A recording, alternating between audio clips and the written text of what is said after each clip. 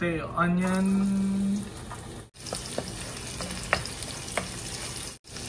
And some garlic.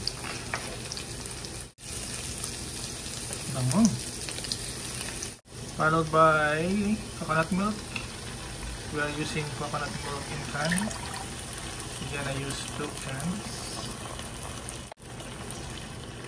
And then bring to boil.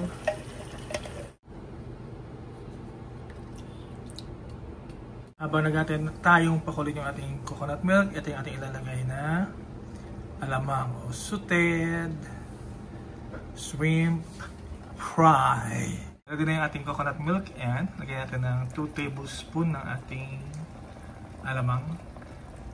Kung gusto niyo mas flavorful, isama niyo sa paggisa ng sibuyas at bawang, pero hindi namin magawa dito kasi aamoy dito sa loob ng unit. Magagalit ang kapitbahay. Aamoy ng malala. So yan. So you can adjust kung gusto niyo mas maalat or mas more flavorful. Ano? Kasi pag ginisa natin yan, ako po.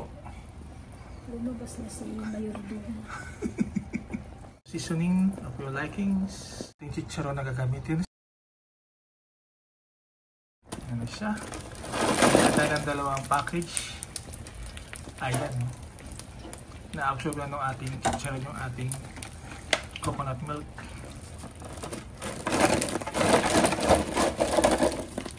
At least konti lang yung ano niya, taba niya. Bang. Ayan na siya. So kailangan mas marami yung coconut milk kasi ma-absorb nung chicharon yung ating coconut milk. And by this time we're gonna add our chilies.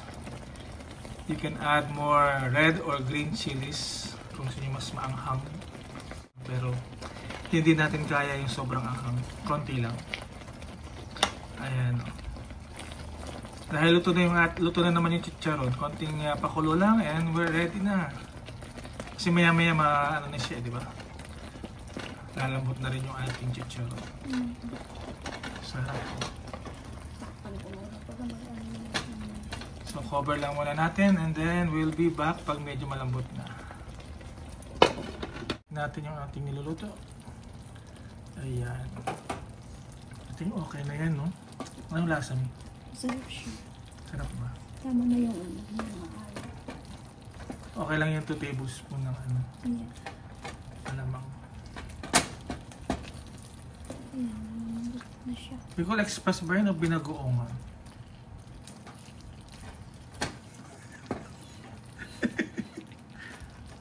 Binagoongan kasi walang gata. Bicol Express may gata. Yeah. Ito may gata to eh. Nalilito na rin ako sa dami na niluluto natin. Kasi nga walang masyadong oil ng baboy, di ba? Kasi fried na siya eh. So ayan. Enjoy natin yan sa mainit na kanin.